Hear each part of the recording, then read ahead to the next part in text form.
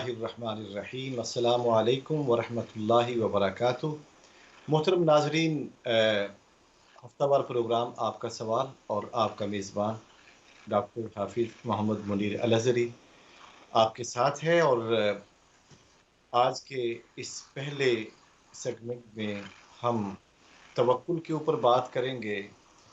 चूँकि अल्लाह रब्बुल इज़्ज़त ने हमें इस्लाम की नेमत से माला माल किया, और फिर हमारा जो अक़ीदा है वो अल्लाह ताला की ज़ात पर ईमान लाना, अल्लाह ताला को एक मानना और उसी पर तवक्कुल करना।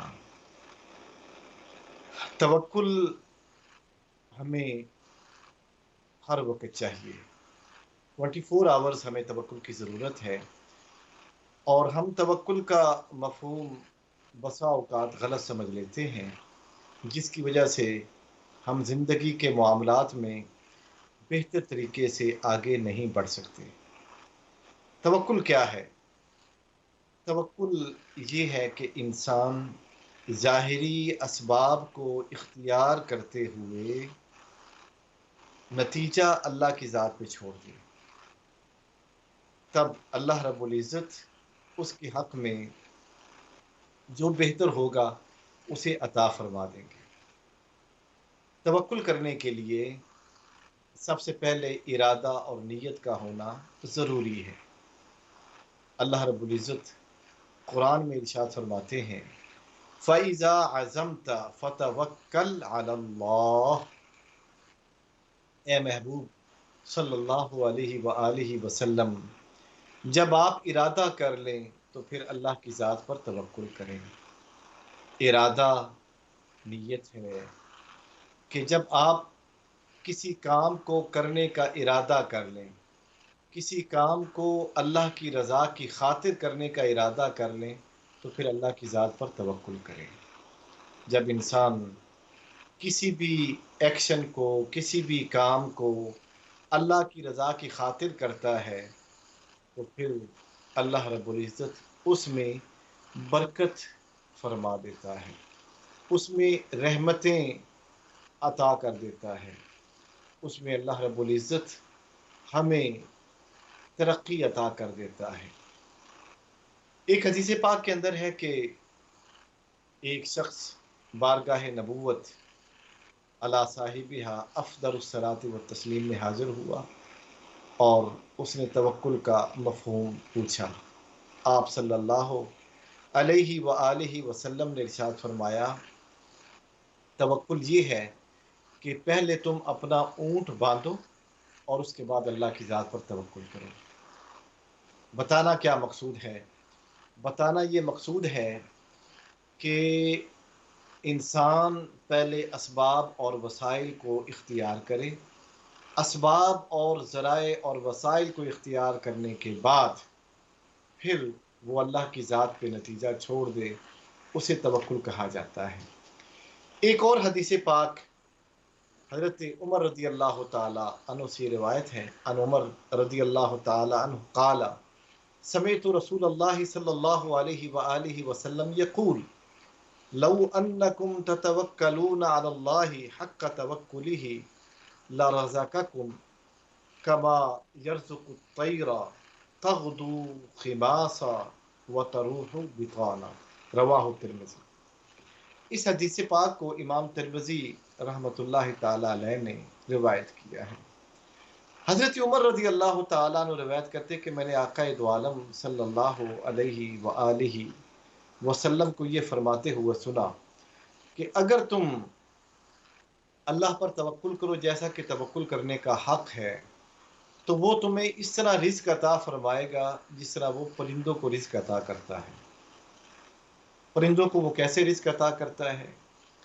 परिंदों को वो इस तरह रिज़्क़ अता करता है कि वो सुबह के टाइम खाली पेट अपने घोंसलों से बाहर निकलते हैं और चले जाते हैं रिज़्क़ की तलाश में, और जब वो शाम को वापस आते हैं तो उनके पेट भरे हुए होते हैं।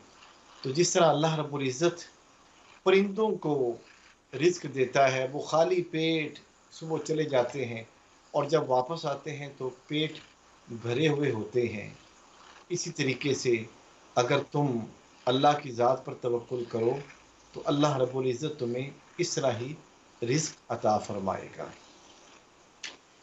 اس میں مجھے ایک بزرگ کا واقعہ یاد آ رہا ہے کہ انہوں نے توکل کا مفہوم اپنے عقیدت مندوں کے سامنے بیان کیا کہ اگر تم توکل کرو تو اللہ رب العزت تمہیں گھر بیٹھے ہوئے رزق عطا فرمائیں گے۔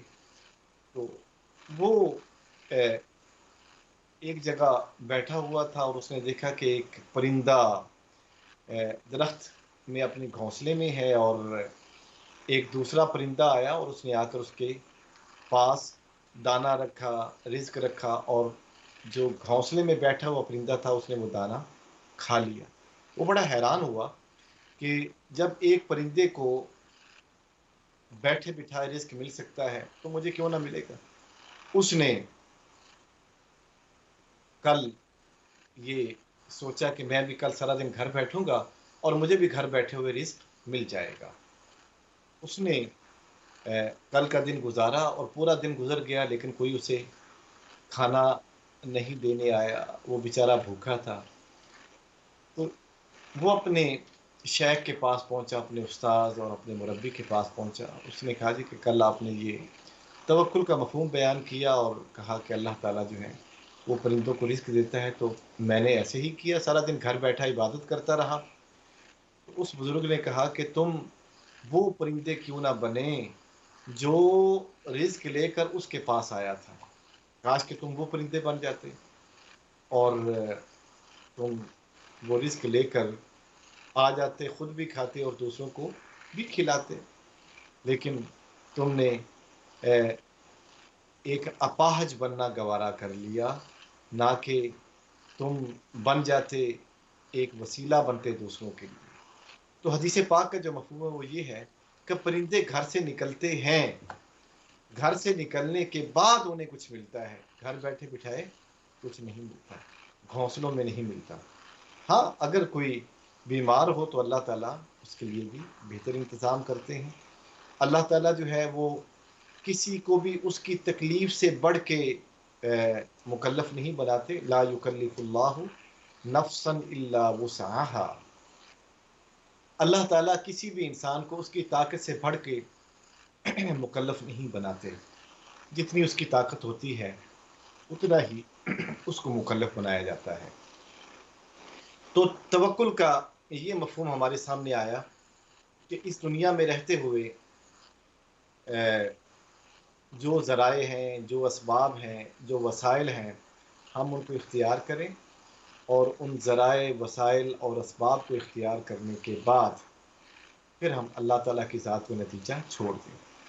اس میں یہ بھی سمجھنا بڑا ضروری ہے کہ ہم بسا اوقات کسی چیز کو اپنے حق میں بڑا بہتر سمجھتے ہیں اور کہتے ہیں جی کہ اللہ تعالیٰ ہمیں یہ چیز عطا فرما دے۔ اللہ تعالیٰ کی اپنی حکمت ہوتی ہے کہ وہ یہ چیز تمہیں عطا فرمائے گا یا نہیں عطا فرمائے گا۔ اگر وہ ہمارے حق میں بہتر ہوگی تو ہمیں عطا فرمائے گا، اگر نہیں بہتر ہوگی تو اس سے بہتر جو ہمارے حق میں بہتر ہے اپنی حکمت کاملہ کے ساتھ وہ ہمیں عطا فرما دے گا۔ ہم بساؤ کا دعا کرتے ہیں کہ یا اللہ ہمیں یہ نوکری مل جائے، یہ گاڑی مل جائے، یہ گھر مل جائے، ہم اس امتحان میں پاس ہو جائیں، ہمیں اس کاروبار میں ترقی مل جائے۔ لیکن اللہ رب العزت کسی حکمت کے تحت اس ترقی کو روک دیتا ہے۔ اللہ رب العزت کسی حکمت کے تحت ہمیں وہ گاڑی نہیں دی جاتی، کسی حکمت کے تحت وہ گھر نہیں ملتا۔ اس کی اپنی ایک حکمت ہے جس کی بنیاد پر وہ ہمیں چیزیں نہیں عطا ہو رہی۔ اب کیا ہے کہ اللہ رب العزت ہمیں اس سے بہتر عطا فرما دیتا ہے، اس لیے حکم یہ ہے کہ تم انتظار کرو۔ جب تم انتظار کرو گے کہ اللہ کی ذات تمہیں اس سے بہتر عطا فرما دے، تمہیں انتظار کرنا ہوگا۔ جب تم انتظار کرتے رہو گے اور اللہ کی جناب میں عرض کرو گے کہ یا اللہ میں تجھ سے مانگتا ہوں، اور یہ دعا ہمیں سورہ فاتحہ کے اندر سکھائی گئی ہے، اور سورہ فاتحہ ہم دن میں پتہ نہیں کتنی مرتبہ پڑھتے ہیں، نماز کے اندر پڑھتے ہیں، ہر رکعت کے اندر پڑھی جاتی ہے، خواہ وہ سنت موقدہ ہو، سنت غیر موقدہ ہو، فرض نماز ہو اور نفلی نماز ہو، کوئی بھی نماز ہو، تو ہماری کوئی بھی رکعت سورہ فاتحہ کے بغیر مکمل نہیں ہوتی۔ اور اس کے اندر ہم دعا کا کیا مانگتے ہیں؟ ایاک نعبد و ایاک نستعین، اے اللہ ہم تجھ سے مدد مانگتے ہیں، اے اللہ ہم تیری عبادت کرتے ہیں، وَإِيَّاكَ نَسْتَعِينُ اور تجھ ہی سے مدد مانگتے ہیں۔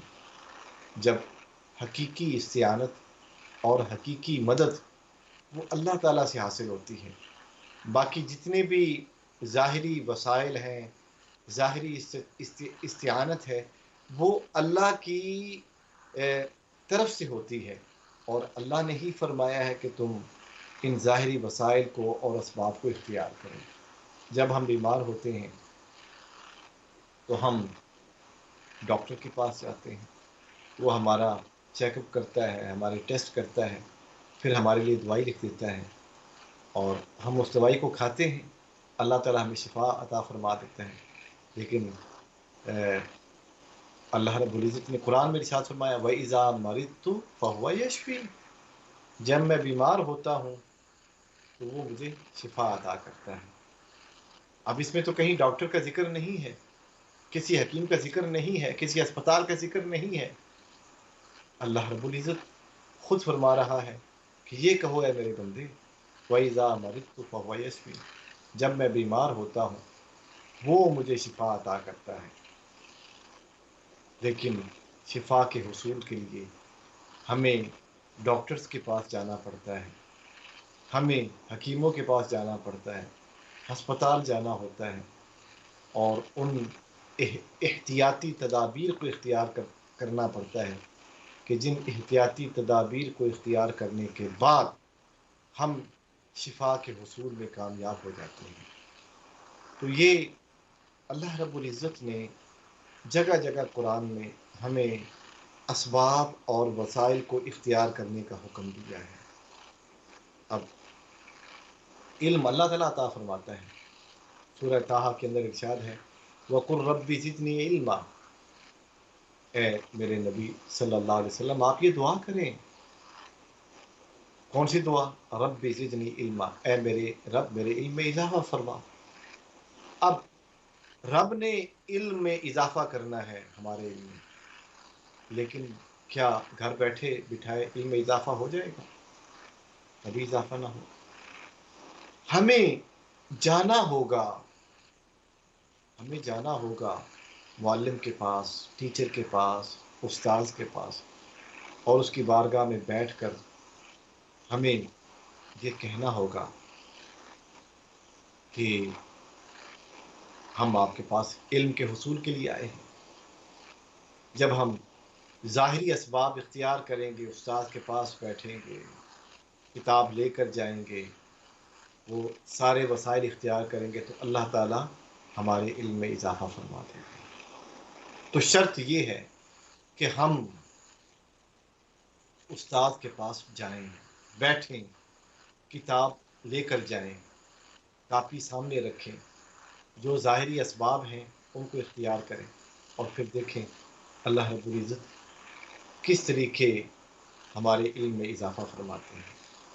اللہ کی ذات ہمارے علم میں اضافہ فرماتی ہے، اور وہی حقیقی ذات ہے، وہی ہمیں عطا کرنے والی ہے۔ وَهُوَ عَلَىٰ كُلِّ شَيْءٍ قَدِيرٌ، وہ ہر چیز پر قادر ہے۔ اس لیے